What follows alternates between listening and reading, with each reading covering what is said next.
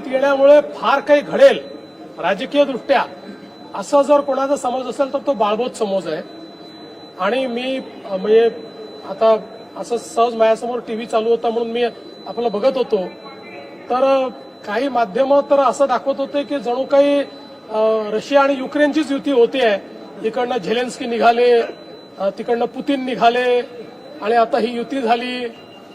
मला असं वाटतं की कुठल्याही एखाद्या पक्षाला निवडणुकीतलं आपलं अस्तित्व टिकवण्याकरता जे काही करावं लागतं त्या दृष्टीने दोन पक्ष जे अस्तित्वाकरता लढतायत त्यांनी केलेली युती आहे.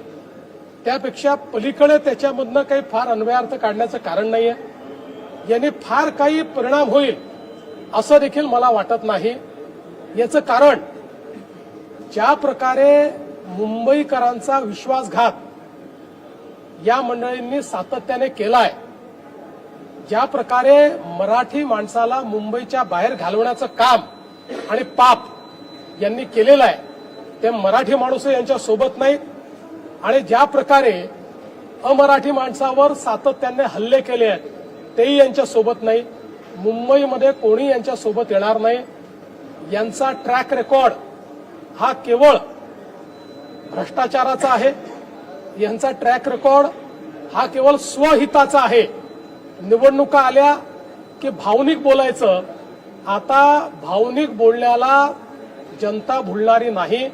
त्यामुळे निश्चितपणे या निवडणुकीमध्ये त्यांनी अजूनही 2-4 लोक सोबत घेतले तरीही मुंबईकर हे महायुतीचं काम बघून, महायुतीने केलेला विकास बघून, महायुतीने भविष्यातली जी मुंबई तयार करणं सुरू केलंय ते बघून आणि विशेषतः मराठी माणसाला मुंबईतच घरं देण्याचा जो कार्यक्रम महायुतीने सुरू केलेला आहे त्यामुळे निश्चितपणे महायुतीच्या पाठीशीच मुंबईकर उभे राहत नाही.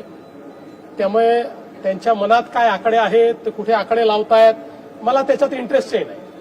एवढंच आहे की म्हणजे ज्या प्रकारे ही पत्रकार परिषद झाली त्याच्या पाठीशी जो हाईप तयार केला होता, खुदा पहाड और चुहा भी नहीं निकला.